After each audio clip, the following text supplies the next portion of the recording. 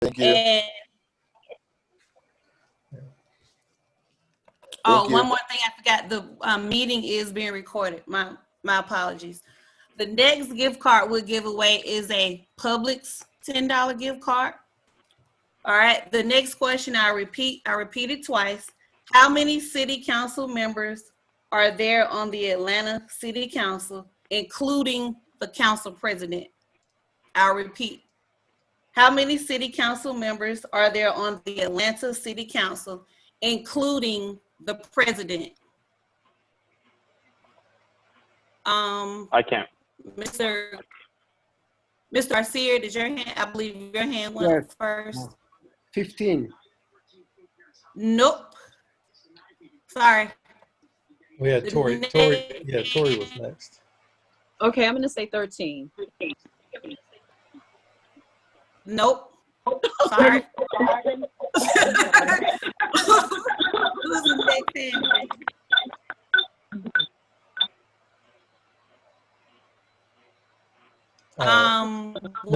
Miss Reynolds was next. Miss Reynolds, you know you don't. You shouldn't qualify.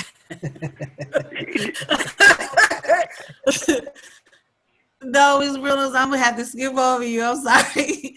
Who's after her? Carla Thomas. All right, Miss Thomas. Are there 14? Nope. Oh, Miss Quincy, unmute yourself. Are there 16? 16, that's correct. Yay. So your name is, all right, Miss Quincy. Please give me your information once we get off the phone, or you can email me and I can either mail it or bring it to you. Thank you. Sure. All right, that was pretty good. Thank you very much. Just want to change it up, do something different.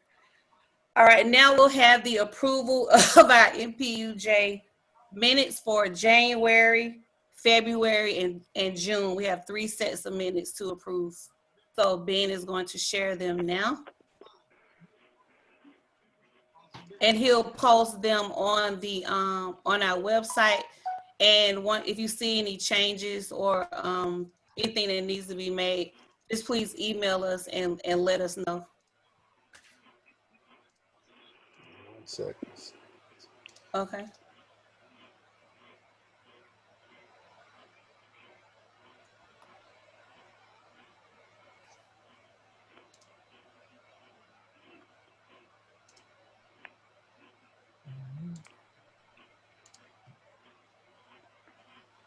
Do you see the minutes?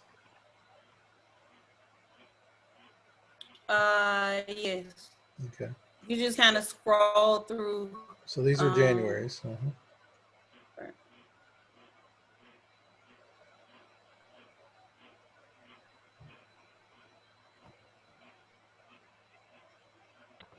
I said, he's going to put them on our website.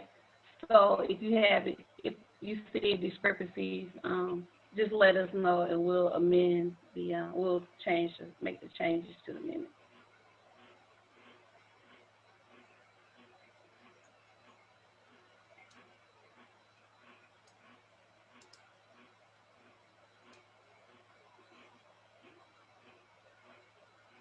All right, that's January, and then we're on February. Yes, this is February. Okay, thank you.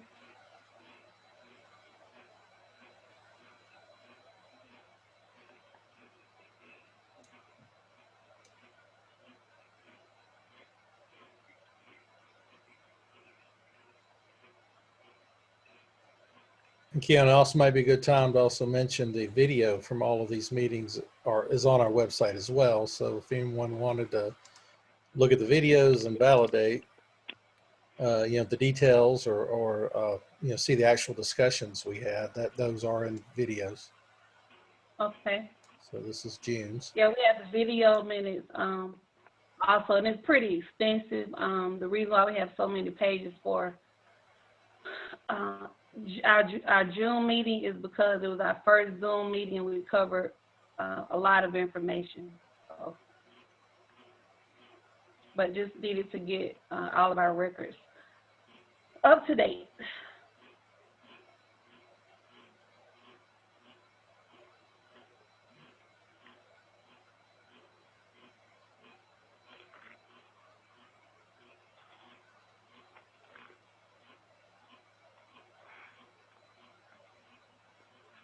Okay, All right, that's it. thank you, Ben.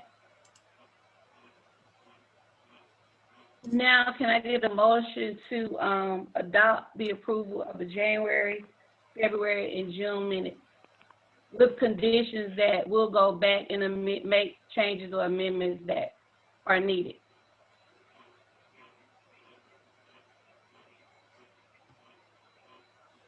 Can someone give me a motion, please? Elegant, so moved.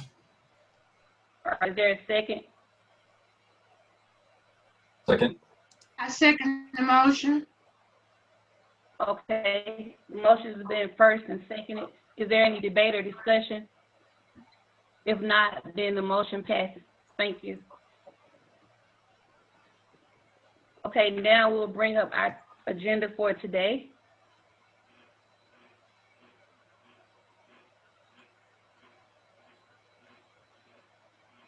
You have it, Ben?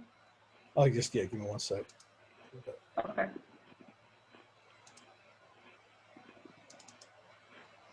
Thank you all for your patience, and glad to see you guys and glad everybody's healthy and safe.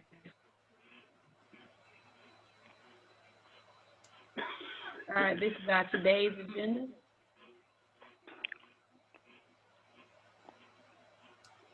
Please make sure that the Atlanta Planning and Advisory Board, the support umbrella organization for the NPU, is encouraging you to register to vote and request an absentee ballot.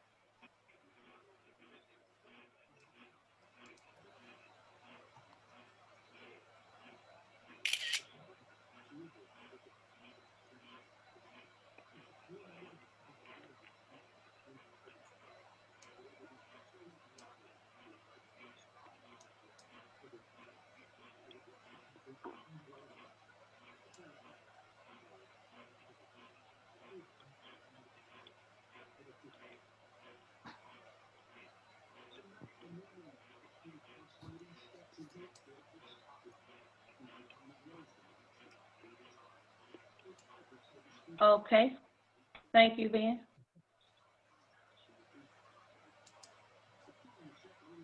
And now we'll have our first report from, I believe I saw Major Collier on the line. Or anyone here from APD. Good evening, NPU-J. Can you hear me? Yes, Good evening. This is Major Collier, Zone 1. okay. A couple of things first. We are adhering to the mayor's mandate, so all the officers should be wearing their masks if they come into contact with you to protect themselves and to protect you as well. We are back responding to all things.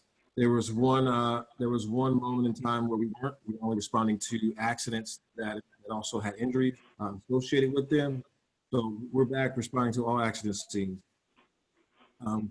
We are being proactive with the persons selling water, whether juveniles or adults.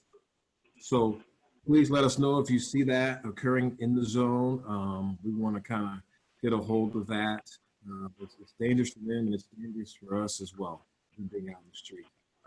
Please give us a call if you have an Airbnb in your area and it's being used as a party house. We're trying to get ahead of that so that we can prevent anything that may occur from those party houses. We've had a couple of things to occur, a couple of shootings to occur around the city. As it relates to crime, we've had a couple of aggravated assaults, but they all were domestic or the individuals knew one another. We had a robbery on Cato Street, and it involved a young man who's luring people on a Let It Go app. We know who he is. We have warrants for his arrest. He usually lures people that do not live in the area to certain areas of the zone. We conducted a detail this past Friday in the Joseph E. Boone quarter in the 1100 block and the 1500 block. We had gotten some complaints about loud noise late at night. And so during an operation, we sent a couple of undercover officers in the area. We arrested some individuals for gambling. We recovered a trafficking amount of drugs and a firearm. And so we would continue those efforts. in that area along that J. Boone corridor and the 1100 block and also the 1500 block of Joseph E. Boone. I think that kind of crosses with Westlake. That's all I have this evening. Does anyone have anything for me? Yes, I do. There's a Airbnb / party house on Penelope Street, I believe, or Drive. I'll email you or text you the exact address because I've been getting a lot of reports from the neighborhood association, our Please president, do. and other members that live in. Okay. Please do. All right. I'll leave all of my contact information in the chat room as well. Okay. Thank you very much. Thank you. Next, someone from the fire department.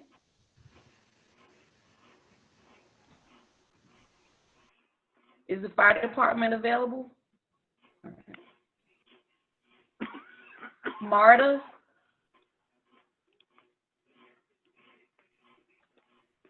Department of Public Works. Hello, can everyone hear me? Yes, go ahead. You have 3 minutes. Okay. I'm Officer Gibbons. I want to say hello to Chair Green, NPU-J. I'm Officer Gibbons with the SWEET team, which is under Public Works. We're in charge of educating and code enforcement for Public Works. Like I said, we educate about garbage disposal, recycling disposal, the collection of yard trimmings, bulk scheduling. We also patrol illegal dump sites throughout the city. We just been really busy lately. I know it's probably not seem like it, but we really been busy due to the reduced staff and the additional impacts from the COVID. You know, there's a slight delay as far as, you know, the yard trimmings and the recycling and also with collections, but we are gonna get to it for sure. Sweet has also been working with APD code on several violations that's going on. So we've definitely been partnering up, you know, giving each other information and research and so forth. And I also want to give some updates, Chair, about some of the areas you were inquiring about, some of the collections that we both talked about. There's been, like I said, a slight delay because of the COVID, but it will be collected soon, the various amount of dump sites that you shared with me. So I did a follow-up a couple of days ago on it. It is a delay, but it will be collected on all the addresses that we talked about. Okay. So, Well, yes, ma'am. you're saying slight, and I don't think it's slight. I think it's, you're saying a slight delay. And to us, yes, it doesn't seem like it's slight. It's been a long delay for us. So are there any like definite dates that you could give us as to when the illegal the dump piles will be picked up? Because it's getting worse and worse. I know, and I'm not fussing at you, but we need some definite times and dates as to when, because it's just piling up higher and higher and higher. And also there's a question in the chat, what is the average turnaround on bulk requests at this time? Well, I cannot, yes, ma'am. I cannot give a definite date, because I've had that experience as well, in which I had a definite date, but turns out it was delayed. But after that collection day that I was initially appointed, not too soon after it got collected. So it's just the impact of the COVID. Like it's affecting everything, but the job is still being done. We want you guys to still put in your orders, despite, you know, if it may spill over the appointment day, still to put in your orders, and it will be collected. So just want to remind everyone of that. And as far as what you and I discussed, it's in the works. It should be any day now. So. Okay. Any other Yes, questions from any other members? Anything about legal dumping or yard trimmings or recycling? Anything? Okay. Yeah, I mean, the legal dumping is there, the trimmings are there, it's just not being handled. So I guess that's basically everybody's question, and you don't have any definite dates or times, so we'll just, I guess, keep watching the clock. Because we we emailed a letter on behalf of the NPU, and we got a date of November as to when we would have our community cleanup. So I guess you guys are doing what you can do based on working on your skeleton proof now. Well, just what you and I we just talked about. You know, they have an amnesty project in which they're doing like every month in the different NPUs like throughout. I think that's a different scenario than what you and I are talking about as far as like, you know, the communication we've had. So that should definitely be handled much sooner than that. So it's kind of, and the amnesty project will still go along with that. So. All right. Any other questions for Officer Gibbons? All right. Thank you, Officer Gibbons. Appreciate you. Yes, ma'am. Yes, ma'am. Anyone from code enforcement? Code enforcement? Solid waste? Yes, Oh, I'm sorry. I'm here. Go ahead. Go ahead. Code enforcement, how you all doing? I hope everyone is staying safe and healthy. This is Officer Parm, and you didn't email me anything this month, but I give you updates on the ones that you did talk about last month. For 833 Center Hill, it's with the Department of Public Works, and of course we don't have a definite date because they had so many cases and, you know, and not being able to work during the COVID. So, but it is on the list. I do have it, so they can kind of move it as quickly as possible. And 865 Hall Street, that was Watershed did go out and they did put a stop work order on that property. And then for 520 Center Hill, that property has been moved to our MREM department. So whenever, you know, everything is back up and opening, that will be on a calendar date for a hearing. And I can give you that once everything is back up and running, because I won't know it at this time until everything open back up. And then for 578 Center Hill, she's in the process of cleaning her property. I know she sent me pictures last week of the work in progress, and she kind of waiting to get the tires picked up at that property. So we are moving forward with that owner. We're getting that property clean. And 575, those owners have not responded back to anything. So we'll be moving forward with getting that on the NREM hearing as well. So if you have any other ones that you like me to look into or give you updates on, I can do that as well. Okay. What's 575? I got all the other streets. I'm sorry, 575 and a half Woodlawn. Okay. All right. Is there any update for 2119 Penelope Street? Is that on your list? Let me look at the system and see what I have for 2119, you say? Yes, ma'am.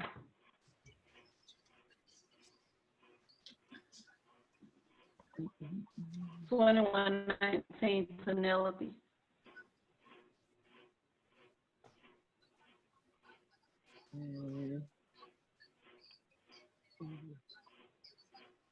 If it's not, I'll email you and you can add that one to your list. There's another question in the chat. It says, who's taking Major Mason's place? Because he was doing an outstanding job of helping us get the abandoned cars removed. So that problem has arisen again. Some of the cars that were moved are actually being moved back to those same locations. So who's handling that particular initiative? He was doing like a fantastic job. We have Major Schiffelberg. His name is Schiffelbauer. And I'm not really sure because, like I said, we're working from teleworking, so I have not personally met him and see what his goals and plans are. But he is our major now. Hello, and his city. Hey, I'm sorry. His city. I'm sorry. Sorry. This is Deputy Chief Murphy with the Field Operations Division. I put my information in the chat, And I got the information that you said, and I can get that to Shift Bauer tomorrow. Can you just text me or email me the locations, and I'll make sure it gets to it tomorrow. I apologize for stepping in before I am. Okay, no problem. Anything that 2 more properties, if they're not on your list, I can email them to you also. It's 2487 Harvell Drive and 521 Jethro Place. And I want to remind everyone, 2487 Harvell Drive and 521 Jethro Place. You get multiple. J-E-T-A-L, Jethro. What was the house number? 521. I got Harvell. What was the other street? Jethro, J-E-T-A-L.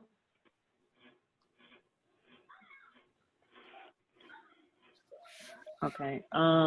For that wasn't on my list, but hold on. Let me go back to that screen because I was pulling up his name. I mean, if it's not, you don't dig for it right now. If it's not, I could just, I could email it to you again, and we can make it official. Okay. Any other questions? It's no problem. For Officer Parham?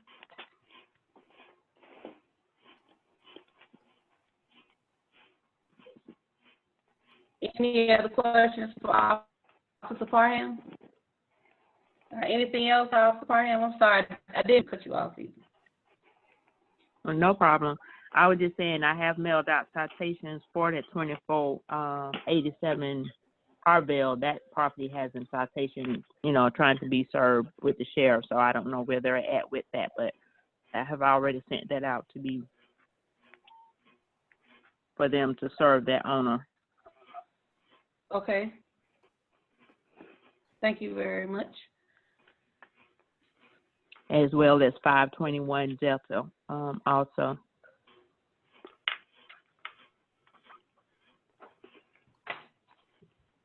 All right. Thank you so much. All righty. Y'all have a great day. You too. Brandon from the solicitors, ADA. Hello, good evening, neighbors. Really brief announcement. I just came to announce that our office has been closed and will still be closed until September 11th. However, you can feel free to reach out to, whatever contact or whatever, point of contact or person it is. I'd also like to announce that there's good news. Crime specifically has been down across the board, and Zone 1 leads the city in that crime reduction. The only thing that we have up is the homicides, which is 7%, but comparative to other areas or other zones, we're doing a good job in reducing that level of crime. If you have any questions, comments, concerns, or anything, I'll put my contact information in here, and you can feel free to reach out to me personally. And as always, I will respond within 24 to 48 hours. If no one has any questions, I believe that concludes my presentation, but I'll stay because I'm a member of NPU-J. Thanks. Thank you. All right. Ms. Kiera Potter. Hello. Also, our court is closed. I am with the City of Atlanta Solicitor's Office, so I work with the municipal court. At the municipal court, our court is still closed as well. As I stated before, we are still doing the diversion program. So if you received a ticket, a citation in the City of Atlanta, and you qualify, you can pay a participation fee and have the charge dismissed depending on the charge and your record. So that program is still available to you all. Also, we are hosting or assisting in a food drive on Thursday from 8 a.m. to 2 p.m. That's going to take place at Memorial Baptist Church, and that address is 534 Fairburn Road, Northwest, Atlanta, Georgia, 30331. I can put that information in the chat box. We are partnering with Maximum Impact, as well as assisting fire and giving out, I believe it's a box of produce, some poultry and water, and I believe milk as well. So feel free, and everyone's mask, is wearing their masks, and you just drive up, and no one asks any questions. They just give you the food. Well, they ask you how many families you have, and depending on how many families, you get more food if you have more families. Other than that, I have received emails concerning certain homes and businesses. I have reached out to the appropriate people. I am awaiting a response from them. As soon as I hear back, I will be able to make a report. But other than that, that's everything that I have for tonight. All right. Thank you so much. When is your next food drive in NPU-J? We actually already did the one in NPU-J. This is the last one that we're hosting. So the one in NPU-J, I believe, was a couple weeks ago. So this is the last one that is actually being, but anyone is allowed to come. You don't have to live in that zone or that NPU to attend and to receive food. You can just come from anywhere. Okay. Any questions for Ms. Potter? I just would like for her to repeat the location and the time for the food drive, please, Ms. Potter. Okay, it is going to be on Thursday, and it is at the Jackson Memorial Baptist Church, and the address is 534 Fairburn Road, Northwest, Atlanta, Georgia, 30331. And I'll put all that in the chat box for you as well. And it starts at 8, and I would actually suggest that you get there as soon as possible because they have been running out of food around like 12:30, 12:45. Thank you. You're more than welcome. Thank you, Ms. Potter. Any other questions for her? All right, moving right along. Question, Kim. Oh, I'm sorry. Go ahead, Ashley. I just wanted to ask Ms. Potter in regards to landlord services. I thought I heard you say that court is closed. So do you have any updates in regards to landlord and eviction services? No, ma'am, I don't actually work in that. I work for the municipal court, so we handle the traffic side. Yes, ma'am, traffic and the housing code and DUIs. We don't do the landlord stuff at my court. Okay, thank you. Yeah, Sorry you're about that. welcome. Oh, you're fine. Any other questions? All right, thank you. Any other city department representatives at this time? Department of Watershed, I'm here. Oh, I'm sorry. Go ahead, Department of It's okay. Watershed. Hi, it's Denise Stewart again. I'm sitting in for your regular person. I do not have anything new, but for those who are on the phone, that if you would like to make payment arrangements or need assistance or anything with your water bill, please contact 311.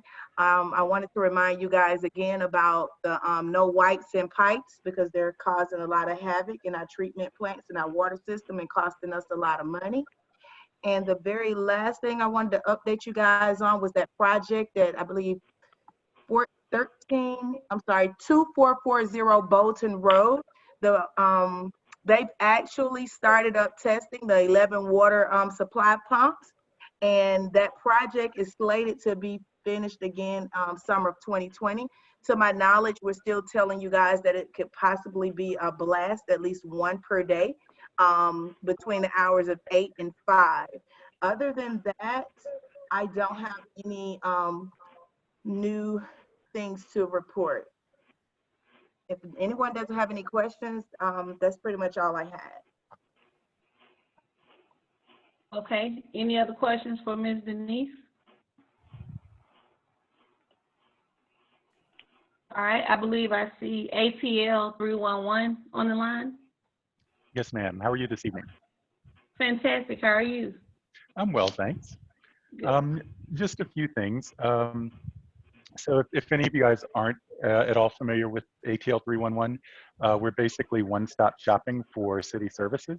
So pretty much anything that you might need from the city that's non-emergency, we can help you with. So I know you guys have heard other folks mention us earlier, and that's what we're actually there for.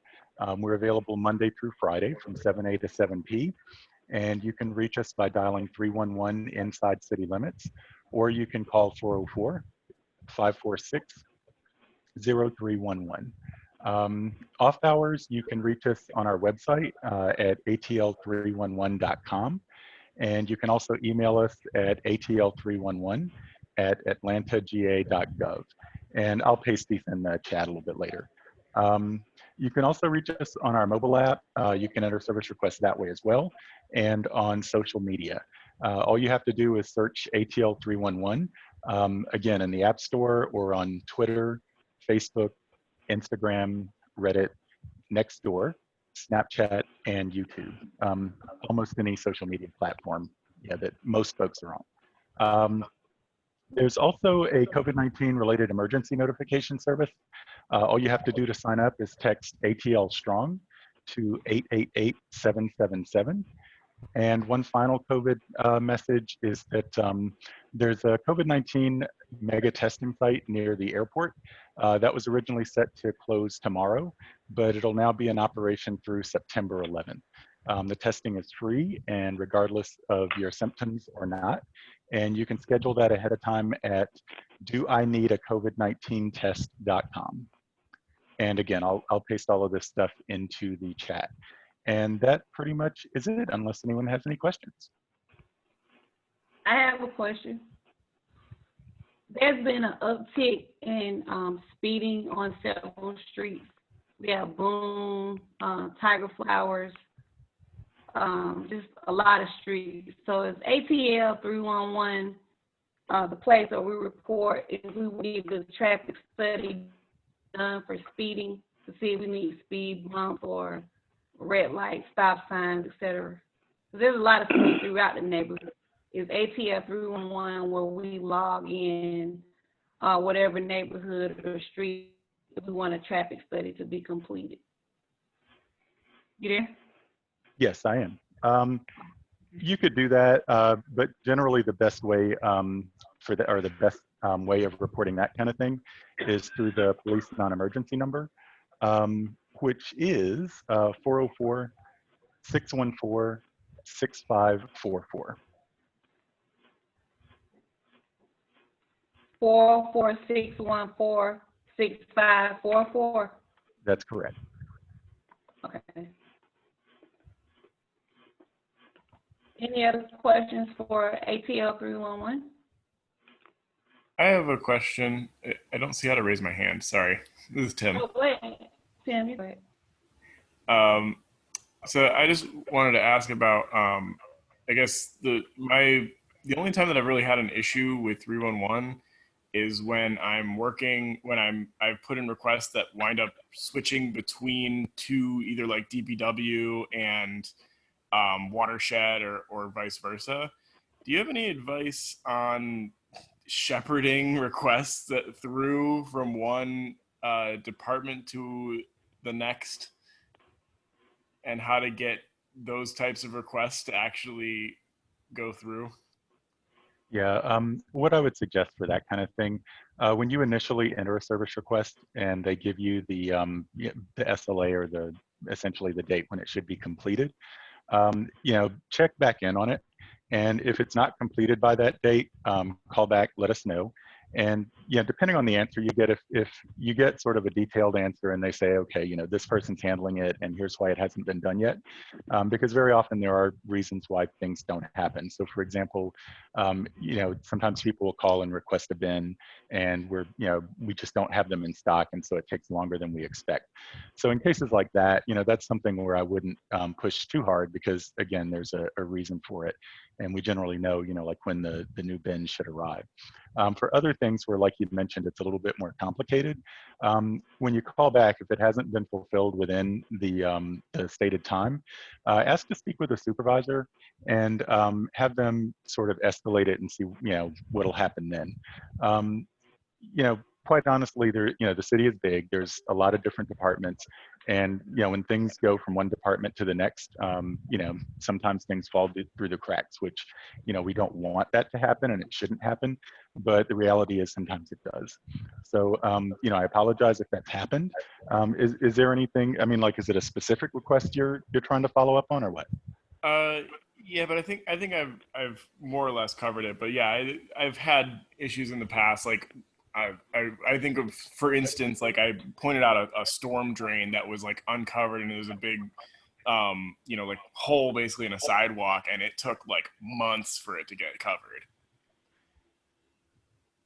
Yeah, so that's something that is of an emergent nature, and that should actually happen pretty quickly. So that's the kind of thing that, again, if it doesn't happen quickly, then, call back and let us know, because, that's something that is obviously pretty dangerous. Okay, cool. I'll check back when I need to then. Thank you. Sure, thank you. All right, any other questions? All right, moving right along. Great, thanks so much. Oh, no problem, thank you. Thanks for attending. Elected officials, let's start Aretta first, and then Parent can go next from Councilman Brown's office. Good evening. Hello, everyone.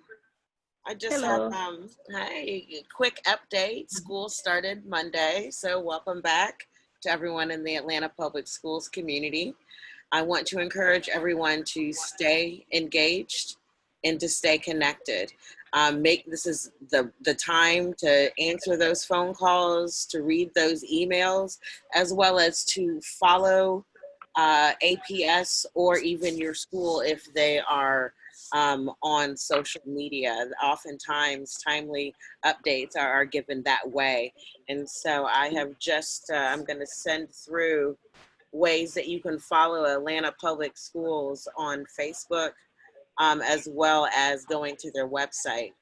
Also want to point out that the nutrition program is different this school year. So now meals will only be provided to APS students and to students who place an order. Orders are to be placed a week in advance. I have placed the nutrition website in the chat, so you can click on there and read more about, if you do not know already, how to register for those meals and how to pick up those meals. Again, your teachers in your school is your first point of contact for information. They're going to have information that's going to be more specific to your school and to your scholar. But we do have the information again on atlantapublicschools.us, as well as on the Facebook page. And on that website, there is a page specifically for parents, for Parent Resource Center, where you can click and learn some new and interesting things. And that is, one last thing, there is going to be a food pantry on Friday in conjunction with the Historic Hills CDC, the Atlanta Community Food Bank, and KIPP Atlanta Collegiate High School in their PTO. That will be on Friday at 10 a.m. at KIPP Atlanta Collegiate High School, which is located at 98 Anderson Avenue Northwest. And that is it for me, unless there are any questions, and I will do my best to answer them or get you an answer. Any questions?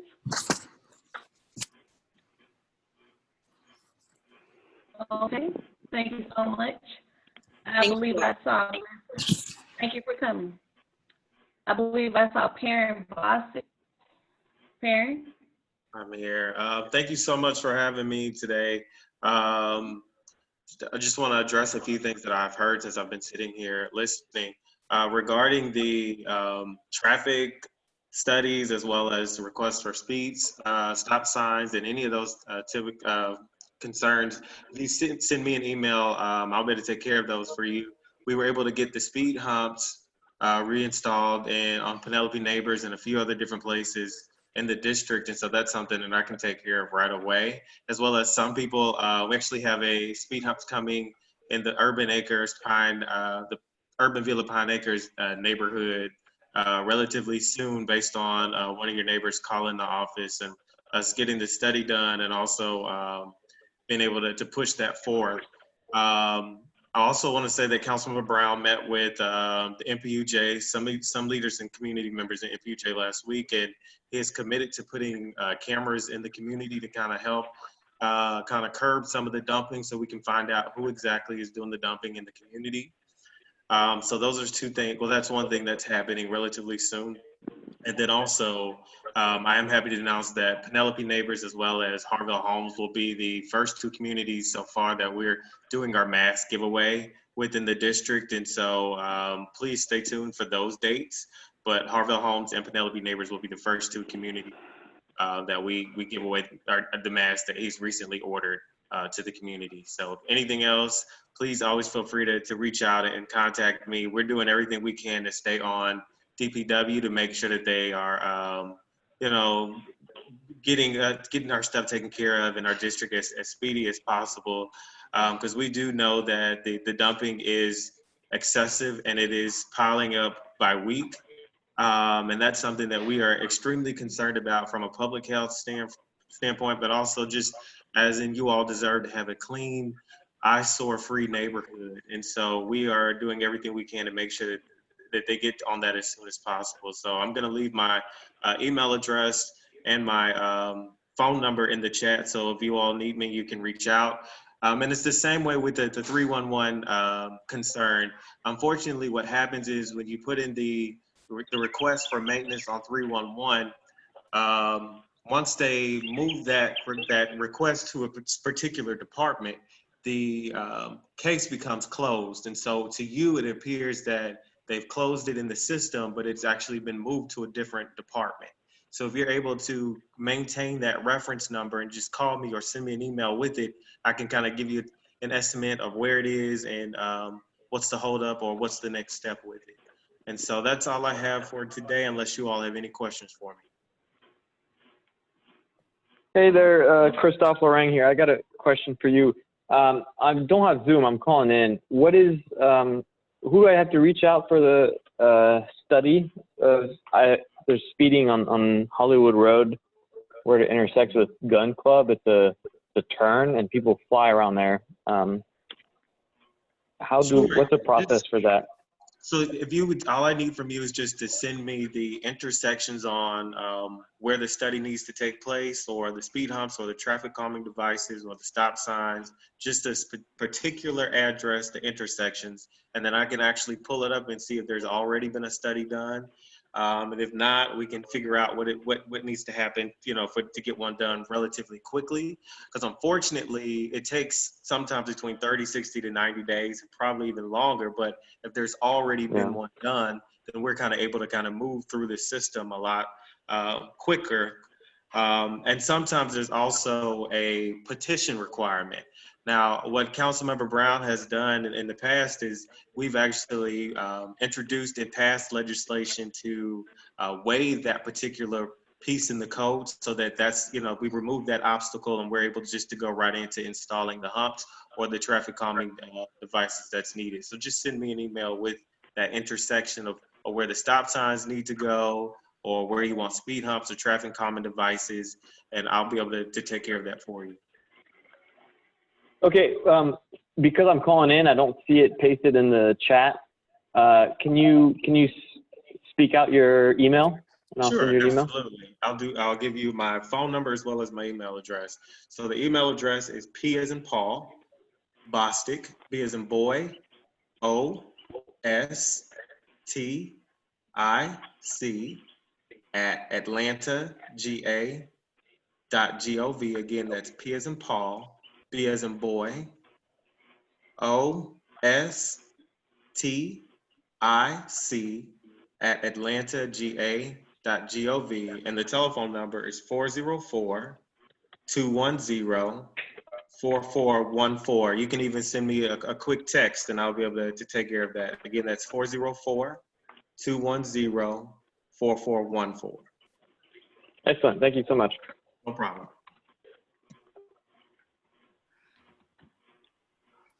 All right. Any other questions for Mr. Bostic? Okay, thank you very much. Natalie Hall, or representative from her office. Hey, good evening. This is Anita Harris, Director of Legislative and Community Affairs for Commissioner Hall. Thank you for having me. Just a couple of quick updates. I just want to emphasize that we do now have until September 30th to complete the census. The original extension date was until October 31st, but that has been rolled back to September 30th. As of yesterday, last night, Fulton County had a 59.3% completion rate for the census, with the city of Atlanta's completion rate of 56.1%. So we really want to encourage everybody to get that census completed. You can get it done in less than 10 minutes. I believe it literally took me 2 minutes to complete it myself. You go to census.gov. You do not need that card that they sent you to go online and complete the census for your home. Especially in a time like now where we are facing a health crisis, we want to ensure that we all are accounted for so that we can continue to receive the funding that we need. Fulton County was able to receive $104 million in CARES Act funding, and it is because of the numbers that we have here in Fulton County. So please, let's make sure we are all counted in this year's census. Additionally, you can schedule a COVID testing, as Mr. Thurston, ATL 311 shared, through ineedacovid19test.com. But that would also just take you to our mega site. So we just activated a mega site at the Atlanta Hartsfield International Airport. But if you also go to covid19.dph.ga.gov, and I will share this in the chat, you can make an appointment and see our other testing sites. And you can also call 404-613-8150 to schedule an appointment if that is more convenient for you. Lastly, you can contact Commissioner Hall in the office at natalie.hall@fultoncountyga.gov. And I ask that you please copy me on the email so I can ensure that she receives it. And that's anita.harris@fultoncountyga.gov. And again, I will share that in the chat. And our number is 404-612-8226. Oh, and then one last thing is Fulton County Youth Commission applications have been extended to September 11th. Aretta, if she's still on the line, her daughter was actually in our youth commission. It's a really good group through our Division of Youth under our community development department. Our youth commissioners, Commissioner Hall partners with them often, and they are a group that actually brings about policy recommendations from their peers, our high schoolers. So please, I'm happy to share that information if you know anybody interested in being a youth commissioner. The deadline to apply has been extended to September 11th. And that is all for me, unless you have any questions. Any questions for Ms. Harris? Okay. Hi, thank hello. You. Oh, I'm sorry, go ahead. Hi, Anita. Thanks for your report. I wanted to know, how do we find out if our community has a low response rate as it relates to the census? How is that information cataloged, and how do we know what neighborhoods or communities have low response rates? Hey, I believe we do have a database. Just give me one moment as I'm trying to find the actual address for that, and it can show you in real time. Let me find that actual website because I don't have it here in front of me, and I'll just email it to your chair, and so that you all are able to pull that up and access it. But we do receive an update. We have Commissioner Hall created the Census Complete Count Committee for Fulton County back in 2018. So we do have a complete count committee, and they provide us with an update daily. So we do receive the numbers every morning from the previous day. So we do have the numbers, but I'll make sure that you get the proper website to access that database as well. Thank you so much. My pleasure. I'll forward it to everyone. Also, there's another question. Why has the census completion date been moved up or rolled back? That was by decision of the federal government. So that is not local decision makers at all. That is under our president's order. So I do not have an answer for that. I could not answer for him and his team. But we don't have, I mean, we're Okay. down to about 4 weeks or so. So we want to make sure that we certainly get a push this last month to make sure that everybody is counted for. Most certainly. All right. Representative Thomas.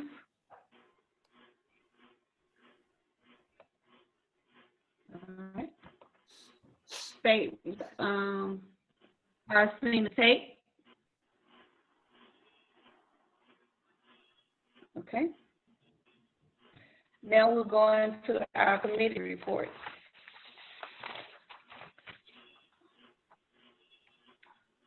Does the Communications Committee have anything to report? Communications? No. The Education Committee, are there any reports?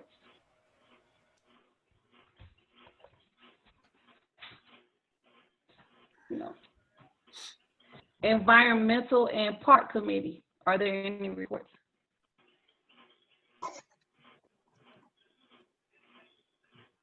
Virgil, that should be a Park Committee report.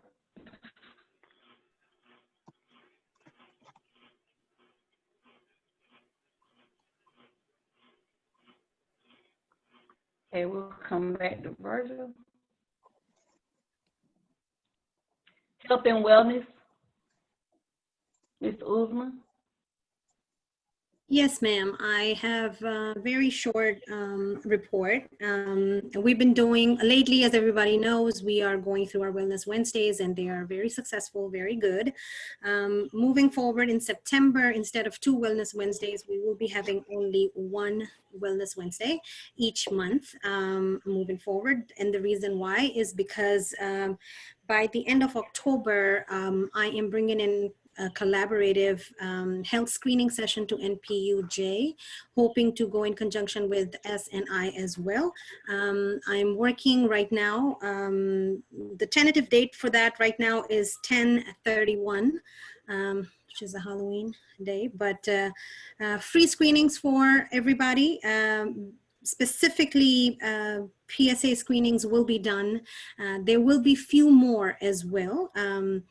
I cannot name them right now for sure until I have the entire list with me. So by September, next meeting in September, I should be able to give more details on that. So the next Wellness Wednesday will be on 16th of September.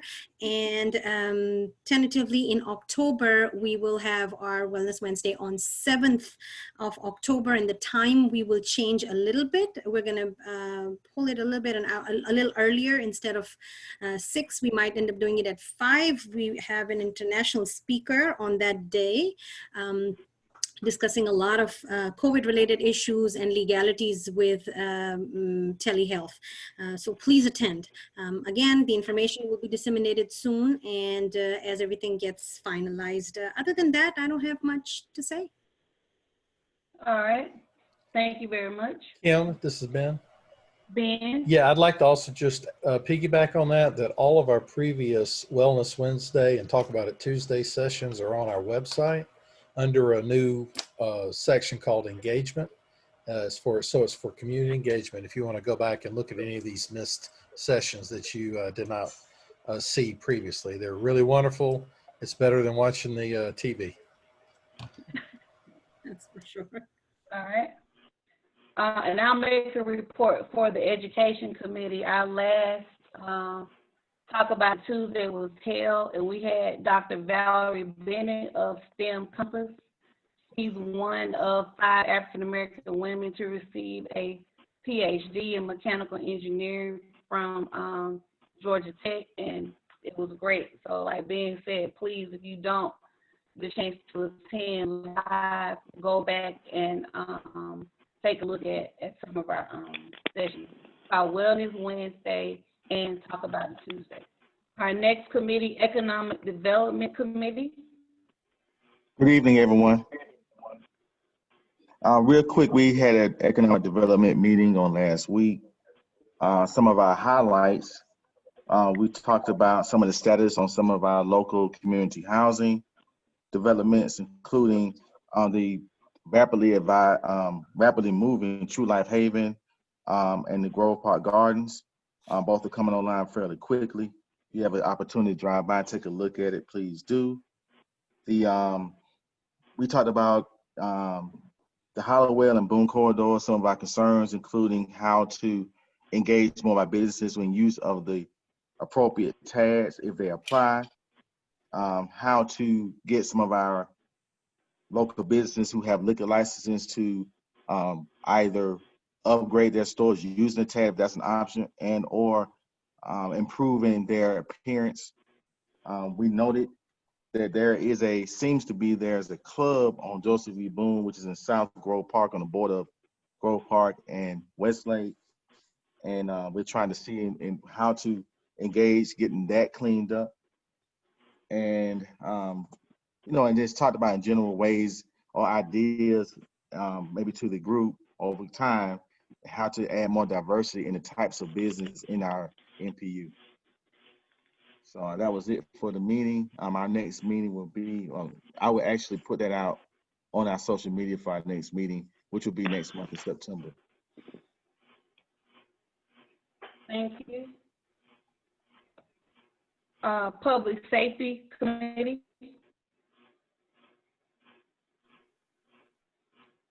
All right, our Transportation Committee. I just got a few agenda items here. On August 11th, completed a ride about across the NPU, basically just getting inventory on condition of sidewalks, street signs, and also traffic control devices. So I've compiled a list that will be sent off to both ADOT and DPW.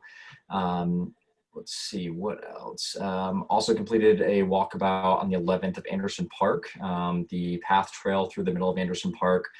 There was a fallen tree there, as well as 2 piles of burned debris. So those were reported to Parks and Rec. Also worked with Kiana and Virgil on a letter of intent for a grant for Park Pride. So I think Virgil's gonna speak to that a little later in the call. Let's see, on the 24th, which this was this past Monday, spoke with Virgil Flood, who's the General Manager of External Affairs at MARTA. Had questions for him specific to the pavilion, which has been in a state of disrepair since October. I understand every city department is inundated and probably working with a skeleton crew. But that said, we're 10 months into this since October, and there still hasn't been any repair made. If you're unfamiliar, there's an aluminum underdecking system to that pavilion, which, whether that collapsed on its own accord or if it was intentionally damaged, I'm not sure. I noticed it the day after it happened, but we do want to see that tended to in the near future. So I reached out to them for a timeline. They also explained that MARTA's in the middle of overhaul for all 38 stations. So Virgil connected me with a colleague of his, Ms. Erica Pines, who's Senior Director of Public Engagement. She is working with this an ETA for the repair on the pavilion, as well as coordinating with the 4 counties that MARTA operates in to decide meeting dates for public input sessions for those redesigns of the MARTA stations. Because I want to make sure that our MPU is able to voice what we want to see from the Westlake station. Other than that, worked with Tim. We've had a phone call last week or possibly 2 weeks ago now. Transportation Committee is going to be meeting on the second Tuesday of each month. So our next call is going to be on September 9th, and that'll be at 6 p.m. So for anyone interested right now, it's a 2-man show. So always welcome to add in some people to our group. So if you're interested, please shoot me an email at nathan.rich@mail, just mail.com. It's not Gmail. That poor gentleman has received a ton of emails that are not directed for him, and he forwards them on. We've got a funny relationship as a result. But anyway, we'd love to have you guys on board. And if there are any other questions, topics, or projects that you want us tackling, please don't hesitate to reach out. Happy to help where I can. Information in chat, please. Nate, The call broke out. What was that? can you put your information in the chat, your email and your contact information? Absolutely. And I'll include my cell number there as well. So text, email, phone call, smoke signal, carrier pigeon, whatever works best for you guys. Okay. Thank you very much. Anything from zoning? Nothing new from zoning. We received no applications. Okay. I have a question, please. Ray Rich, and it's regarding zoning. Mm-hmm. Yes, Okay. Actually, I attended a meeting, I guess it's been maybe 2 months ago or a month or so ago. And I came to the meeting because I have property over in Grove Park. And you guys sent me to that association, but I have not been able to meet with the zoning person over there. So do you have any suggestions for me? It's because he has not been responsive to Ms. Glover or Ms. LaRue's request to contact me. Do you have any suggestions? Because I'm stuck. If we could, for sake of time, could we talk about this offline and I'll get you connected or passed in to the right individuals? If you could give me your information, Ms. Rich, please. Okay, it's the phone number is 678-253-8292. And the email address is Rich, RICHRSON, numeric 9 @gmail.com. But we did this before. Okay. What I'll do is email you and give you a call tomorrow, maybe tomorrow around noon, so that you can get passed into the correct individuals and get this rectified. Thank you very much. You're quite welcome. Virgil, are you back? The Environmental Park Committee, because we do have updates. Yes, we do have an update. We have several updates, but I would prefer to defer this to next month's meeting and be on the agenda for a little longer than just a committee report. Okay, do we need a motion for that? No, I'm asking you to be on the agenda. Oh, okay, I'll just put you on the presentation. Okay. Thank you. Uh-huh, no problem. Public safety.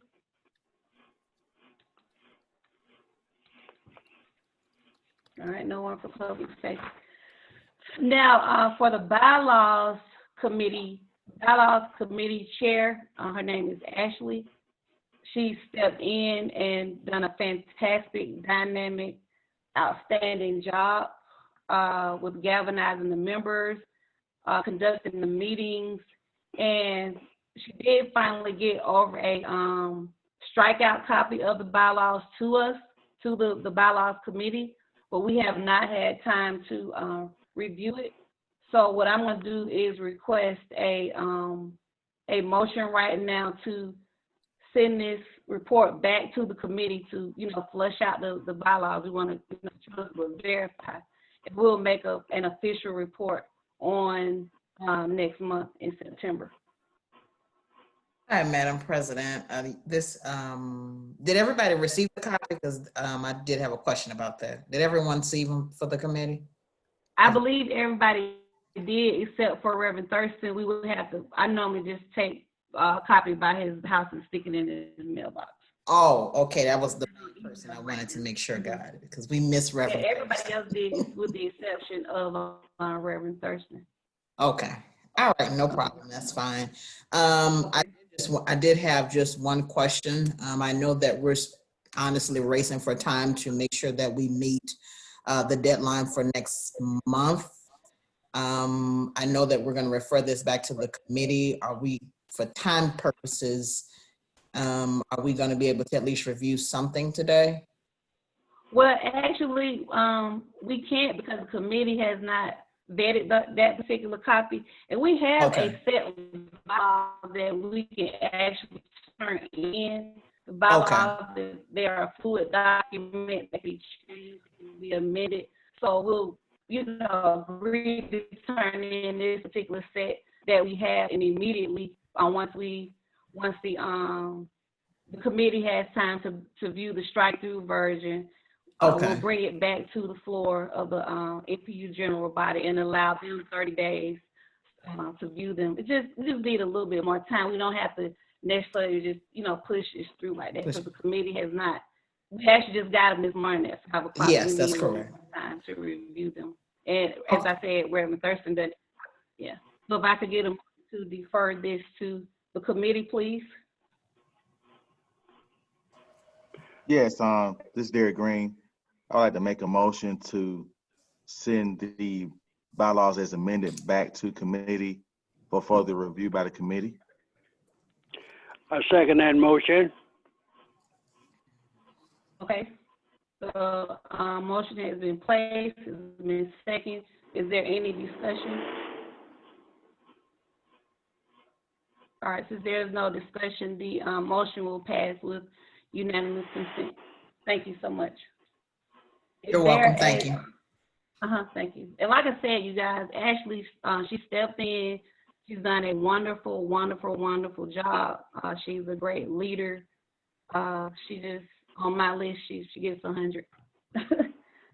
So any reports from the nominating committee? Pastor Elliott, can you hear? I think he had to step away. We'll come back to him.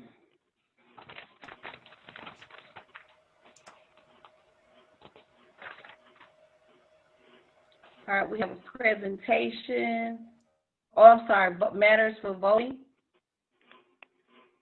Ms. Shito, I'm sorry, number 7, planners report.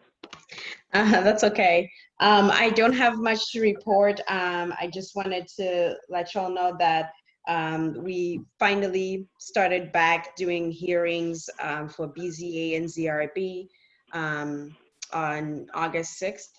And we had one August 6th, August 13th, as well as August 20th. And now, starting September 3rd, we'll be caught up and back to the regular schedule of BZA and ZRB hearings. And so we're excited about that. And meetings have gone well so far. That's pretty much the report that I have. And in relation to the voting matter, I think the applicant is here to talk about it. So I'll be here to answer any questions that you may have in addition to that, I guess. All right. Voting matters. Ms. Lynette Reed. Yes, ma'am. Yes, can you hear me? Yes. Well, good evening, NPU-J. My name is Lynette Reed. I'm with the Atlanta Beltline. I was before you last month to talk about the sub-area 9 and 10 master plan update. And that was more of the information. And today I just wanted to kind of go into more specific details as a part of it, adopting it as information. Couple of things I do want to say that the purpose of a sub-area 10 and 9 plan update is really to help guide future growth and development, as well as preserving elements of the community that are important and valuable. This plan specifically, very much like a D3 plan, makes recommendations in specific areas and as relates to land use, mobility, open space, mobility being how we get around, open space, parks, affordable housing, historic preservation, and arts and culture. And just for context, I'll walk you through this specific area. So sub-area 9, let me go back a second and say the original plan was adopted 10 years ago, 2009. And so these plans really should be updated every 5 to 10 years to reflect current conditions and desires, right? And so we embarked upon an effort to update this plan in late 2018, 2019. We hired a consultant, the collaborative firm under the direction of Angela Parker and Amy Bledsoe, and they took us through a round of community meetings to get input and to help inform these recommendations. And so the sub-area 9 boundary is West Marietta Street, and the northern boundary is, the southern boundary rather, is Donnelly Hollowell. And over the western boundary is Johnson Road in this section right here into the Grove Park area. If you can see a lot of this around the Grove Park area and Johnson Road is gray, that's because it's single family and we don't make any recommendations as relates to land use in that area. I did want to note that on the eastern side, which is outside of this area, what we showed is primarily as a mixed use. And that's really to see the evolution of some of the industrial spaces in that area. Sub-area 10, which is the second plan that we actually did the plans together. Sub-area 10, the northern boundary is Bakehead Hollowell, Donnelly Hollowell Parkway, and the southern boundary is I-20. And the eastern boundary is Joseph E. Lowry. Our planning area is a half mile on either side. And that's for planning purposes and also in some cases aligned with our tax allocation district. All of the area that you see here in gray is single family. And again, we don't make recommendations in there to single family because the idea is that, or the plan and the goal is that those areas remain single family. So we concentrated the land uses in this area around Boone Boulevard. And we aligned very much, we made sure that we aligned with a lot of the recommendations that came out of the District 3 plan. I'm going to give you an overview. Again, the goal of this plan is to be adopted as information only. There's no land use zoning changes as a part of this plan. Just kind of high level what the land uses did look at. Again, looking at land uses on major corridors. And again, that's identifying where mixed use is best suited. A street framework, and that's really in areas where there are no street connections, how do we improve those things? I'll highlight a couple of them. There was recommendations from the community in the market study about incentives to do some adaptive reuse into to some of the existing buildings to create and promote job creation. Neighborhood stabilization plan. I know our our organization, our nonprofits are constantly considering ways on how to solidify and make sure that residents who are in community can age in place, specifically legacy residents. Some of the mobility recommendations that were identified looked at bicycle and pedestrian facilities at strategic corridors, adding sidewalks in major corridors. We heard a lot about missing sidewalks, ADA ramps missing, that kind of thing. Open space. We know that the big open space in this area is West Side Park, and we know that the city is leading that effort, and a lot of you guys are involved in that process. What we heard as it relates to that is obviously making sure that there's ample connectivity, but then there's also some strategic plans around affordability as well. As it relates to housing in general, the recommendations that came from this plan, obviously mixed income housing. This plan is aligned with the city's Atlanta plan for, making sure that the Atlanta area is a place for everyone to live and to stay and to thrive. Mixing it up, not just rental, but owner occupied housing, more senior housing, funding sources, creative funding sources to afford affordable housing, some of the recommendations that came out of this plan, advancing some of the publicly held land to ensure that those lands can be used for affordable housing and mixed income, and then just a lot of education around property taxes, renters' rights. We have our sister organization, the Beltline Partnership, has a strong effort in line, a connection of collaboration with Atlanta Legal Aid, with the Atlanta Legal Attorneys Foundation to make sure that residents and renters know their rights. And there's a workshop they did just a month ago. I can post that in, and some resources that we have on our website to make sure that residents know where to get help as it relates to whether it's a roof, et cetera. We don't do that kind of stuff, but we have relationships with people who do.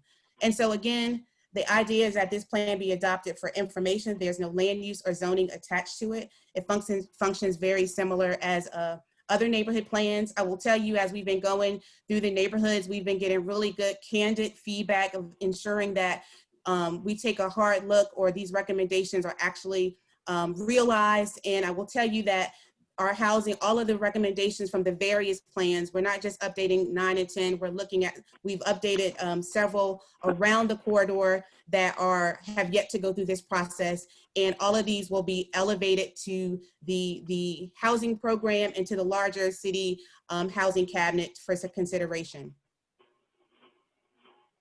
And that's my presentation. I'll take any questions.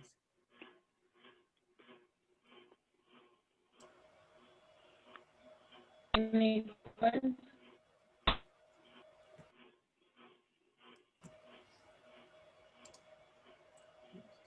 Oh, there are no questions? Could that file be shared in the chat by chance? I can figure out how to do that, yes. Thank you so much. Okay. Am I still sharing my screen? No? No, Okay. no, you All right, start so sharing. let me figure out how to save the file and send it to you. Okay. And Rhoda, you have your, she has her hand raised, Kiana. Okay. My question is, how will this affect the NPU-J area? I mean, example, does that mean we're going to have a Walmart tomorrow? Will Publix be more likely to come into our area? Are we going to have theaters? What exactly does that mean for the area? And you're saying we're voting for information only, but I'd like a little more information. Sure. So what happens is when developments come into the city, what the city does is two things. They look at the city's comprehensive development plan to see if it's consistent with the uses that the city identifies. But then it also looks at the local neighborhood plans as well, and they take that into consideration. So for instance, if there was hypothetically, if there was a big box trying to come into an area that would be single family, that would be very difficult because all of the neighborhood plans would have said that this is single family, this should continue in that manner. So what the city does, it looks at their overall comprehensive development plan to see if that use is consistent. Is that the right use is that use consistent with that area? Is the zoning that they're looking for, does that match that area? So they take all of those things into consideration before they approve a project or not. Does that answer your question, ma'am? Yes. A quick question about the affordable housing. So you mentioned in the plan that is develop innovative funding sources and develop strategies around purchasing land for affordable housing. Who is developing that and what is the timeline for those results? Right, so, and I have on the call with me Rodney Milton, who is one of our housing and policy development people. I will tell you that for property that the Beltline owns specifically, that the goal is to activate those properties for affordable housing, right? So there's property that we have that you guys are aware of on Memorial Drive, phase 2 of Lost at Reynoldstown Crossing. The first part of that was, it was a home ownership product that the Beltline did about 5-7 years ago. And the second part of it is going to be multifamily in junction with the Housing Authority. Or at Murphy Crossing, many people are familiar with that site. That's over off of Murphy Avenue. There was an RFP that was out. We'll be releasing another one soon. And what will happen is that whoever the selected person is, affordable housing will be a part of that development. So we're talking about it as it relates to us. We know that also that the city, I know in the moratorium that's on this area in the legislation, it also speaks to activating property that may be owned by the city in that area. Now, we can't speak to the city's timeline or those processes, but we can speak to ours. And our objective is to move expeditiously on those. Is there anything you'd like to add to that, Rodney? Yeah, I would just say that it's important to understand the limitations that the Beltline funding has for affordable housing. And so by legislation, our dollars are limited to the actual tax allocation district. And so when we talk about innovative sources of funding, we're looking at ways to expand our footprint outside of that narrow ordinance. We are by law our monies can only be spent in a very narrow area, but we partner with other agencies to make sure that throughout the Beltline there's affordable housing. And we utilize other means like policy, for example, where the inclusionary housing policy that was before you all about 2 years ago, I remember because I was with the city at the time and we made the rounds, and that's a way of ensuring that people who aren't using Beltline dollars or city dollars are including affordable housing in all of their development. So when they do use our dollars, they must include affordable housing, and we made sure that if they're not using our money outside of the tax allocation district, then those developments from private developers would include affordable housing in them. Kiana, Yes, sir. how much, my question is, does the Beltline own any property in these sub-area 9 or 10? So That would be a question for Ms. Reed. Go ahead. yes, so we own the corridor itself, right? So that's what in 9 and 10 specifically, we own the corridor itself where trail and transit will actually go through, if that makes sense. So that's the Okay, corridor just the itself. trail. Yes, ma'am. Now, I don't know of any other property that we own, but I'm happy to find that out, that information, because that's public knowledge. Lynette, Well, the question has been asked about, and you mentioned big box financing, and you're supposed to, in other words, your mandate is to promote development.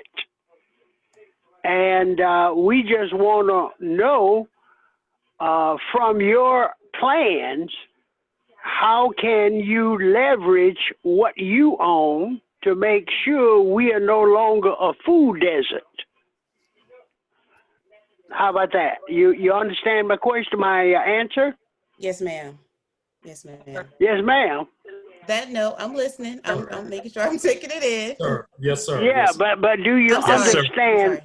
Do you understand what I'm saying? I do. Oh, okay. And you have leverage. The Beltline has leverage. How can you utilize the land that you own to promote, stimulate, cajole, whatever, some these big box stores to eliminate the food desert in our NPU? Lynette, can I answer that? Sure, that's Beth McMillan. She's with the Beltline as well. Mr. Thurston, you get it. You have summed it up correctly. About Atlanta Beltline using what it owns in order to leverage to get the type of development that the Beltline wants to see and that the neighborhoods want to see. The question was asked of Lynette, does the Beltline own property in sub-areas 9 and 10? And I think I'm going to, well, I know for right now, I'm going to agree with Lynette and say that at this time, the only property that we own is the corridor itself. And so we would not be able to leverage the corridor, which will contain the trail and the transit or other types of development. But let me say that ABI is always looking for opportunistic or opportunities to purchase property that we would hold in the name of Invest Atlanta. And then he who owns the property owns the leverage. And so when we do own properties, as again, Lynette stated, at Murphy Crossing or on Memorial Drive, we are able to prescribe better what it is we'd like to see there. So good. Just keep in mind that we have a whole real estate department who are always actively looking for properties that would stimulate growth and development along the Atlanta Beltline corridor? Well, I would sure love to get your planners, because nothing I see the Beltline has done for Northwest, for our area. That's NPU-J and various other NPUs. And we have been dealing with the Beltline for a long, long time.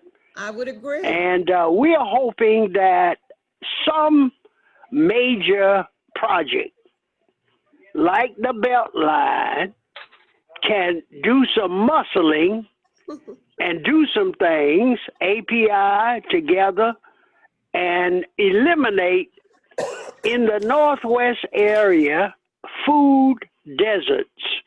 I said desert, but it's deserts. Yes. So this area is, once the West Side Park is open, yes, I hope and pray that somebody is enterprising, somebody is well, we can think out of the box when we want to get something to make ourselves look good. But the folk over here needs adequate food outlets. Absolutely. When we are about to start a planning process that will be focused on design of the Atlanta Beltline corridor from its current end at Washington Park and moving north, I'm going to say up into the Maddox Park area. Correct me if I'm wrong, Lynette. And once we build or design and start talking about building the actual trail, it is amazing to watch how developers follow what we do, and they mystically become interested in following the development of the Atlanta Beltline. For good or bad, it is what has happened over the past 12 years. With all the respect, Ms. McMillan, I do believe that the ABI is absolutely late in the planning, because the developers are already in the area, they are already taking the land, and you are just starting to develop on funding sources for affordable housing. So by the time that you're gonna buy the land, the developers already have them. They have been developing for quite some time, because you guys already have where the Beltline is gonna be. So you guys are like 10 years late in order to get the land, and it's not gonna be affordable, as I can see, when developers are already, as you can imagine, the mayor had to stop development because it's going so fast that that to me, these plans are a decade late. I would. Could I chime in for sake of time, please? Okay. Chime in. This seems like a very interesting and informative topic. What I want to do is put a motion on the floor to maybe table this, because there's a lot of discussion going on around it. Let's meet and discuss, not only among ourselves, but with the surrounding NPUs, and then take a vote. So motion on the floor to table 20-0-150-CDP-20-2-024. Were we supposed to make a vote on this, Madam Chair? Liz. Yes, I said I want to put a motion on the floor since, for sake of time, since there's so much conversation around this. Let's take a deeper dive into a discussion, not only amongst ourselves, but with the surrounding NPUs that this will impact. Madam Chair? Table until our next meeting, not indefinitely. Yes. I don't know if it's my computer or not, but yes. Can everyone else hear Kiana very clearly? No, she's breaking up. Her Okay, internet's so I going up just and wanted down. to let you know, first of all, that your connection is really, really weak. So we're not hearing you, but I think we did get the gist. You certainly asked for a motion to defer. And so I wanted to ask two questions because I am obviously late and coming in from another meeting. And so I'm sorry that I have to ask this if it's already been covered, but question number one is, when is this item going before the city for review? Because if we defer it, we want to make sure that we vote on it before it goes to the city. And question number two is, did this item go before our zoning committee? And if so, what was the zoning committee's recommendation? Because it seems like the discussion should be taking place at zoning committee, not here tonight at the NPU meeting. And we should not have to defer an item for more discussion when the discussion should be taking place at the zoning committee meeting. So I just like clarity on those two questions, if you don't mind. Somebody, Ben, maybe that's a question. I can answer part of that if you'd like. I can't hear you at all, Kiona. I'm sorry. Yeah, so Ben, I can say, no, we did not get this in time to have it a few weeks ago on our agenda for any zoning committee discussion. That's not good. Ben, do you know when it goes before, what is this? The agenda, CDP? yeah, the agenda says public hearing date September 28th. That's the CDP? Correct. And when's our next meeting? September. It would be September 29th. So they're going before the CDP hearing without our recommendation.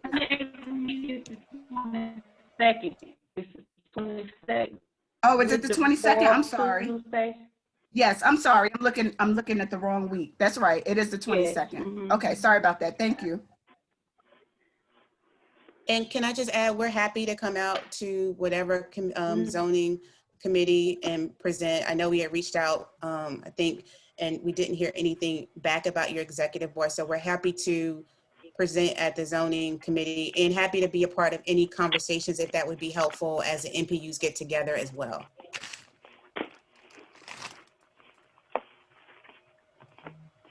So, all right, we'll do that. We'll be posting. Yeah, we'll post a zoning committee meeting for a couple of weeks from now. And then that way we can invite you to come to that, and anyone else in the NPU that wants to join and have a lengthy discussion, that'll be a good forum for doing that. Make sure I know about that, Ben. Okay, I will. Since you guys can hear me, can I get the parliamentarian to carry the motion, please? Parliamentarian, point of order.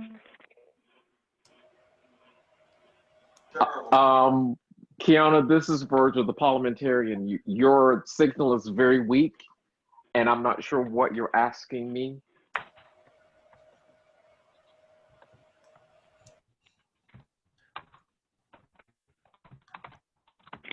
I know there's a motion on the floor, but I think that the motion should be withdrawn and to make a motion to send it to zoning for further discussion. Was there a motion properly second, or was there just a motion requested? It was just a motion. It wasn't properly second, and okay, there was no call for question. Okay, so if there was a motion requested, no second, then we can then another motion could be made. So if the body wants to make a motion to refer this back to committee, to the zoning committee, you can. This is Leah LaRue, Grove Park. I think it's appropriate to make a motion to refer this item to the zoning committee. Second the motion. Okay, there's a motion to refer this text amendment back to the zoning committee. Is there any discussion? Any questions? Seeing none, hearing none. Motion carried through unanimous consent. Motion to refer to the zoning committee.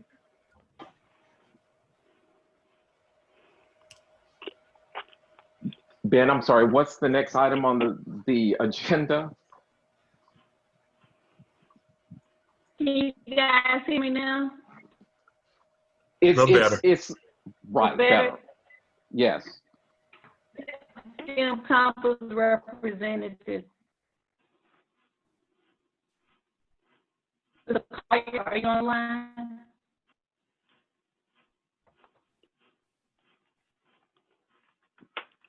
He's not here. We'll go to Equitable Dinners at Atlanta. Out of Hand Theater. Hi, everyone. My name is Allison Bantimba. I'm here representing Equitable Dinners Atlanta. Thank you, everyone, for having me. I just wanted to share a little bit of information about who we are and what we've been doing. So Equitable Dinners is organized by Out of Hand Theater and is made up of a collective of organizations. Our mission is to build community, create awareness for racial inequities, and activate anti-racist action.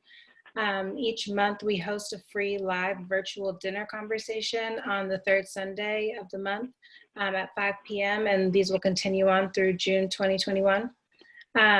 Each dinner conversation is launched by a short performance of a play written especially for the occasion, and followed by a presentation by an expert on the topic of that month.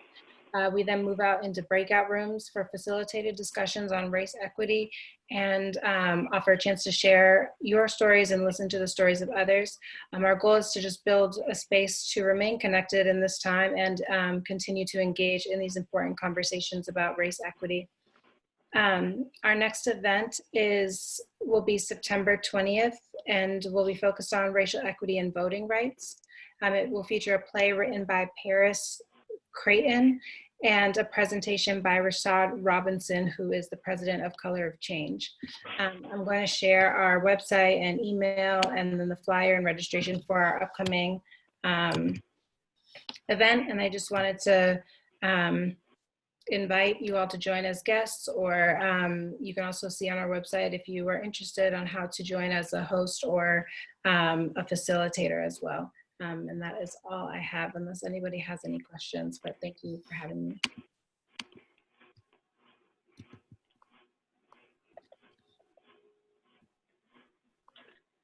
Are any questions for her?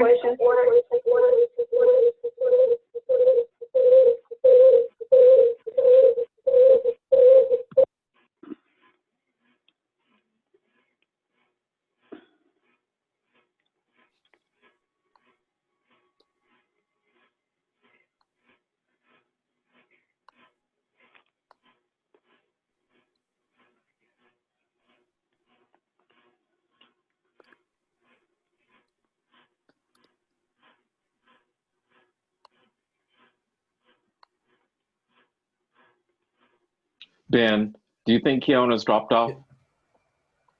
No, she's still there.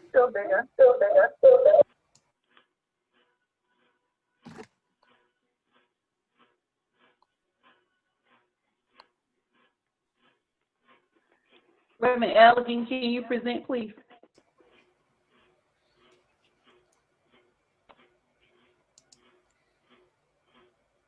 Yes, I can. Thank you so much. Can you hear me?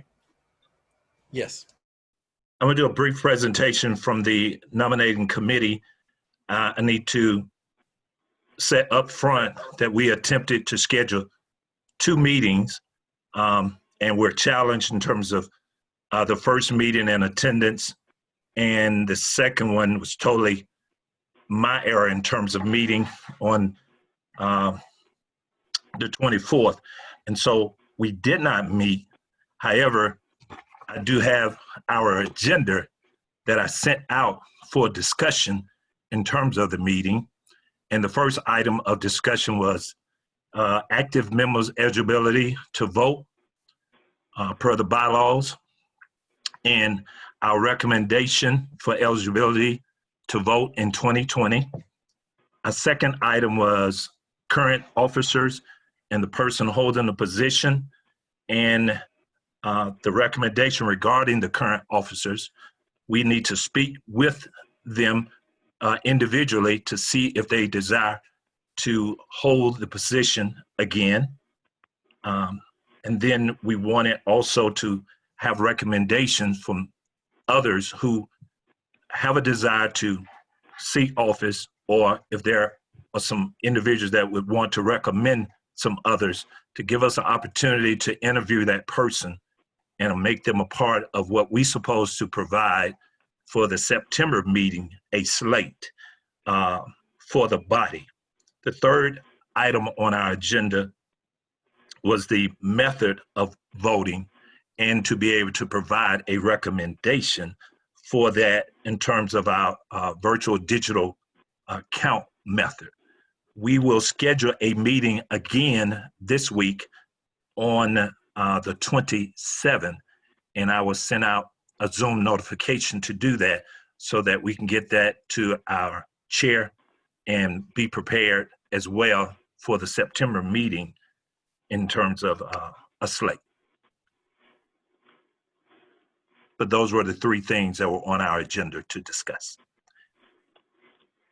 And if there are eligible people that want to be a part of the nominating committee, then certainly you can email me at ddeligan@gmail.com. Any questions?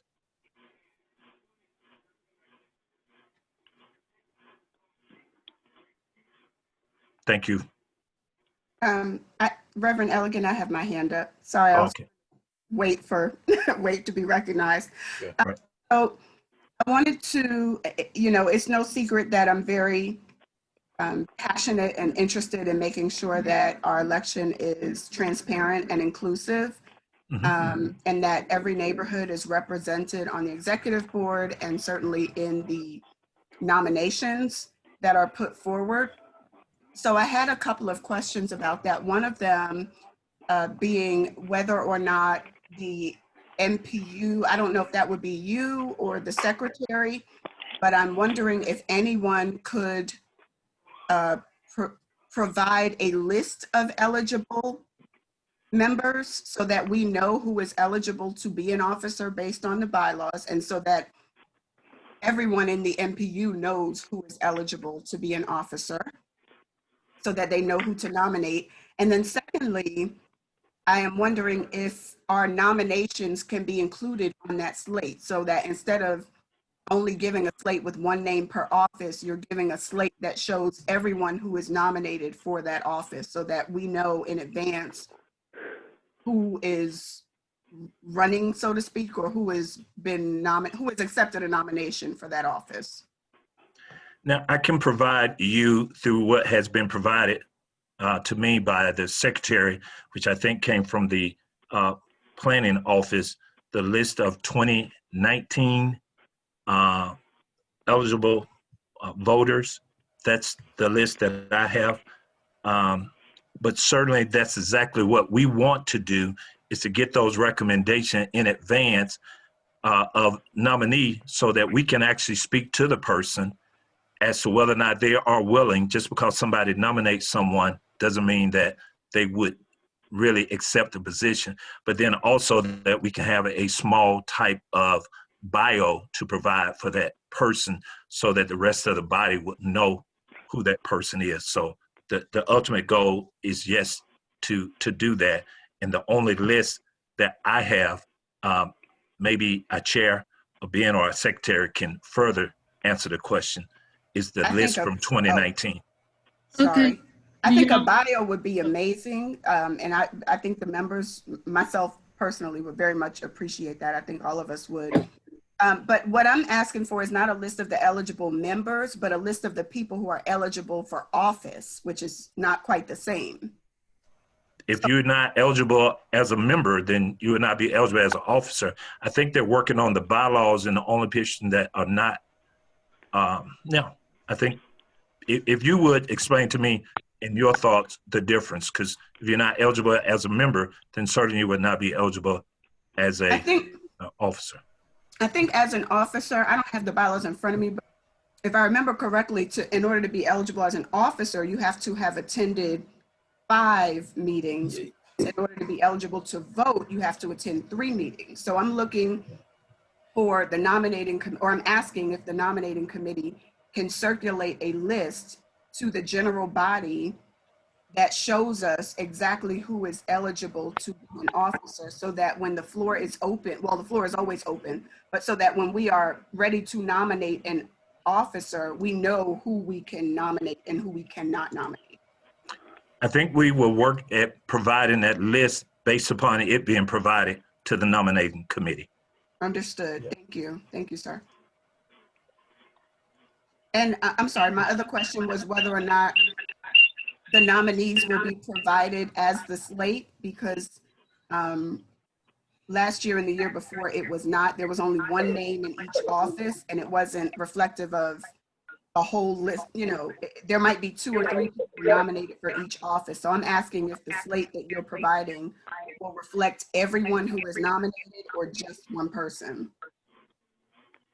Everyone. Thank you, sir. I appreciate that.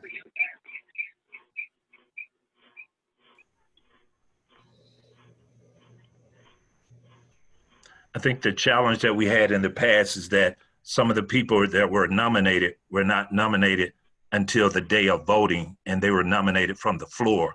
So it could not be on the slate that was presented at that time. So You're regardless. right about that, sir. You're absolutely right about that. And I think the reason that occurred, whoa, okay. The reason, hold on, Ben, that wasn't really a good time, bro. I was looking at Reverend Elliott, now I can't see his face. But the reason that occurred is that the floor was not open for nominations until someone asked the question, until someone said, are we going to open the floor for nominations? And then it was open. But if we open the floor for nominations, the slate, then you will have that list of people. If you understand what I mean? I agree. And we will do that in the September meeting. There will be a slate, and then there will be also the opportunity to nominate, to add to that. So for the October voting, it is included with the recommendation from the nominating committee. Beautiful. Thank you very much, sir. And so it's just timing and preparation enable us to do it this month, September, so that we are ready for October. But sorry, not slate, to monopolize the discussion here. This will be my last question, I promise. Can you talk to us a little bit about what your commitment is to having an inclusive election and making sure that all the neighborhoods are represented, or that a genuine attempt is made to represent all the neighborhoods? My honest effort is to ask as many as possible to be on the nominating committee. And then secondly, as I work with the committee to intentionally look at current office and officers to make sure that we are included. But we, per the committee, may not be as knowledgeable of all of the neighborhoods and the qualifications of key people. So the ideal way is, trying to have somebody from each neighborhood on the committee to make sure that, if there are some individuals that are qualified that we're not aware of, are included. But we will try to do that per the committee, intentional in our efforts to be inclusive. Thank you so much, Reverend Elligan. I really appreciate your patience and indulging my questions and your transparent answers. Thank you very much, sir. We in it together.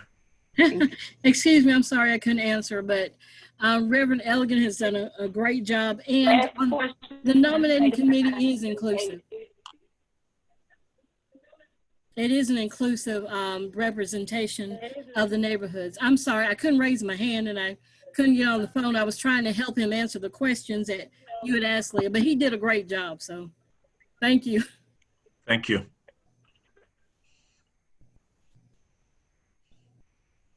Can you all hear me? Yeah. Okay. Yes. All right. Any old business? Have we wrapped up the nominating committee now? Done? Okay. Thank you. Any old business? Any new business? Any very brief announcements from each neighborhood. You have 30 seconds. So we can end on time at 9 o'clock. Rolanda, you can go first. Hello, can you guys hear me? Yes. Hello, everyone. It's good to see your faces. I'm Rolanda. I'm the proud president of Center Hill Neighborhood Association. And our next neighborhood association meeting will be coming up the first Thursday of September. And I would like to remind everybody, we're doing a membership drive this month. So we got a lot of exciting things happening. We're having t-shirts. We have other items that represent Center Hill. And so I want to encourage, if there's anyone in Center Hill, or if you know someone in Center Hill, please visit our next meeting. You can find more information about that on our website. It is centerhillatl.com. Thank you, Kiona, for the opportunity to share. Next person, Dixie Hills, real quick. Yes, Dixie Hills is here. Dixie Hills is on. Hi, thank you, Madam Chair. Good evening, everyone. Right now we have two major initiatives in Dixie Hill. We have three, if you include Anderson Park. So first, Anderson Park, again, we will get to the NPU by next month, a letter of explanation for with the current MOU status and why we want it to be changed. Our second thing on our agenda, which is probably just as important, right now we've undergone an initiative to change our name. And so this is quite unusual, I know, in the city to ask for a neighborhood name change. But as you know, Dixie Hills does not carry the type of connotation that would represent the area. Therefore, we would like to, we're working with the committee now to make recommendations for a name change. We've solicited some help from the Department of Planning. We will have more detail and specifics to that department in the coming months. And 36. and the third thing, of course, our meeting is second Tuesday of every month. Looking forward to have anybody who wants to come. Please join us. Right now, we're working on Zoom and trying to get our membership trained to properly use it so that we can have more participation going forward. That'll be all. Thank you. All right. Grove Park. Hey, good evening, everybody. Leah LaRue, Grove Park. We are, first of all, our monthly meeting is Tuesday, September 1st. It's every first Tuesday of the month. So it's this coming, a week from today, September 1st. We meet via Zoom. You can find that information on our Facebook page at Grove Park Neighborhood Association. We are continuing our two beautification / zoning initiatives. One, we are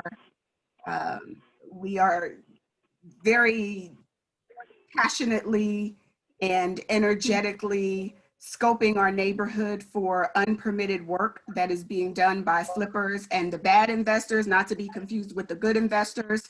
We are definitely asking all of our neighbors to report any addresses where they believe unpermitted work is taking place. Again, Grove Park is in the West Side moratorium, so there pretty much shouldn't be very much work taking place. And if you see it, you can pretty much count that they're probably working without a permit. So we want to know about that. And secondly, we are pulling down all of the We Buy Houses signs, which are also illegal. And they send a signal to people driving through our neighborhood and even people who live here that we don't really care about illegal activity in our neighborhood. So we're taking those signs down to make sure that people know that we do care about our neighborhood and that our seniors' homes are not for sale. That's all I have. Thank you. All right. Harville, really quick. Ms. Vanessa? Yeah. Hello, everyone. Our meeting is scheduled for Tuesday, the first Tuesday of each month, and we're still conducting meetings by Zoom. If anyone is interested in chiming in with us, please dial 678-760-3046, and I'll get you connected. And that's it. Thanks a lot. Thank you. Penelope, real quick.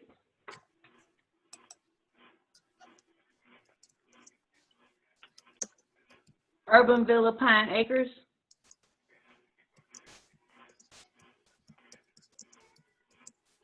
Westlake.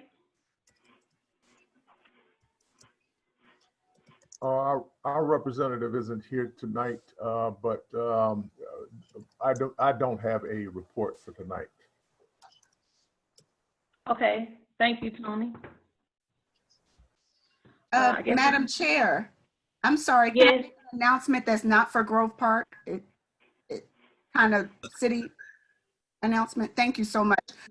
For all the neighborhood association presidents or anyone working with elections in your neighborhood associations, NPU University is hosting an election integrity clinic on Thursday, the 27th at 6:00 p.m. This is not just for NPUs, it's for, really it's open to the public, so anybody can come, but the people that I think would be most interested are those that are responsible for elections at your neighborhood associations.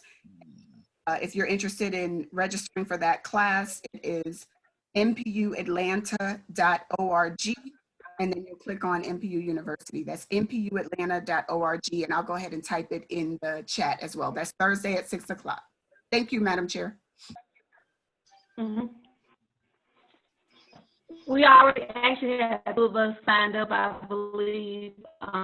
Virgil signed up, myself, and I think one other person. So we're representing. With all that, anything else? Nothing else? Okay. We'll adjourn the meeting at 8:59 on the dot. Who made it within 2 hours? Thank you.